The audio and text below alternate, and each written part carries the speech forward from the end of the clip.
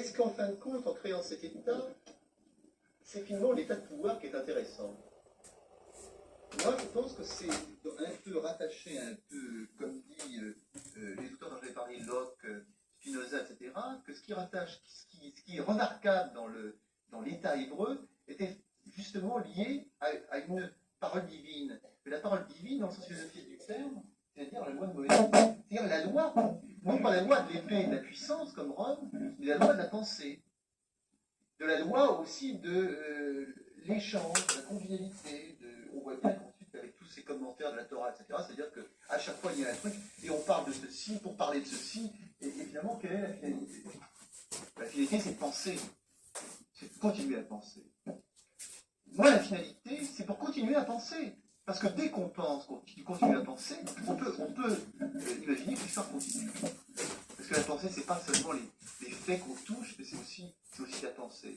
Alors, à propos de l'État en Espagne, probablement qu'on me dirait, bah, écoutez, je vous donne un État, et je dirais, bon, bah, l'État, il serait petite, il serait symbolique, la terre serait là-bas, l'État existerait, peut-être qu'il n'y aurait personne. Bon, d'ailleurs, au départ, on a pensé, ça on n'en a pas parlé, on a pensé que cet État devait avoir des langues. Et j'ai dit, quelle langue allons-nous parler dans cet État, vu que la majorité des Juifs espagnols ne parlent pas espagnol? Donc, est-ce que c'est le fait de parler une langue, comme l'espéranto, communication, machin, etc., dans le sens-là qu'on parle de Juif espagnol, ou c'est dans le sens d'ethnie? Évidemment, c'est dans le sens d'ethnie.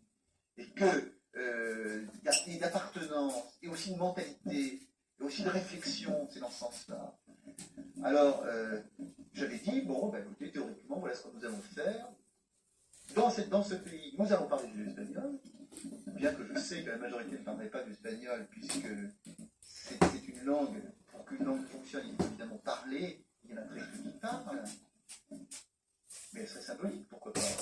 Une langue sacrée, ou alors peut-être, je sais pas, moi, une langue cachée, hein, comme dit Elias Canetti dans La langue sauvée, l'histoire d'une jeunesse. La deuxième langue, j'avais pensé à l'arabe. J'ai dit oui, l'arabe, parce que moi les Juifs, quand j'ai expulsé l'Espagne, ils parlaient arabe. C'est-à-dire, ils parlaient arabe. Ils avaient un rapport avec les arabes. Maïmonide parlait arabe.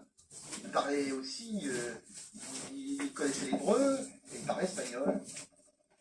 C'est un proto-espagnol, mais il parlait espagnol. Bon.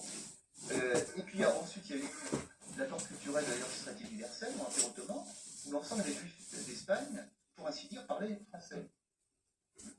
Mes parents, mes oncles, ma grand-mère, parlaient espagnol et français. Donc, pourquoi exclure? On va pas dire, bon ben non, le français, non. Oui, le français aussi.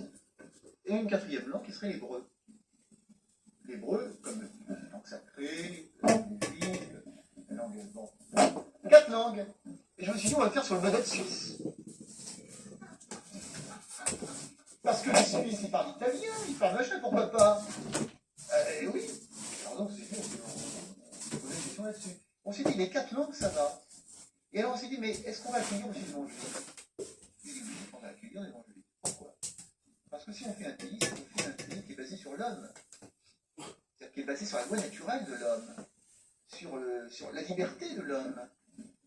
Chacun est libre de chercher, de choisir ses options.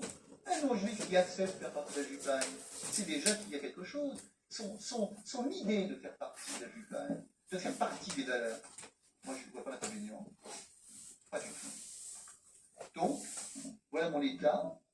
Un État dans lequel il y a ces fédérations d'histoire, ces productions d'histoire, mais aussi ces convivialités d'histoire. Voilà. Alors, je ne sais pas si j'ai répondu.